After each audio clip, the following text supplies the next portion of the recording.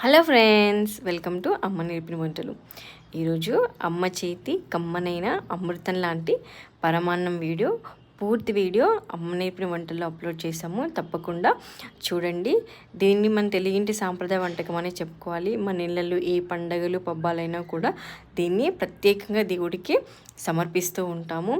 Especially Varalakshmi వ్రతం రోజు, వినాయక చవితి రోజు ఇది అమృతంలాగా ఉంటుంది అమ్మవారికి సమర్పిస్తే. అలాగే మీకు అందరికీ తెలిసే ఉంటుంది, చిన్నపిల్లలకి 5 నెలల 6 రోజు కూడా దీన్ని ఫస్ట్ అన్నప్రాసన చేసే రోజు కూడా ఈ పరమాన్నాన్ని వాళ్ళకి మొదటి ముద్దగా దీన్నే చేసి మనము చిన్నపిల్లలకి తినిపిస్తుంటాము. అలాంటి అమృతం లాంటి కమ్మనైన పరమాన్నాన్ని బెల్లన్నం కూడా అంటారు.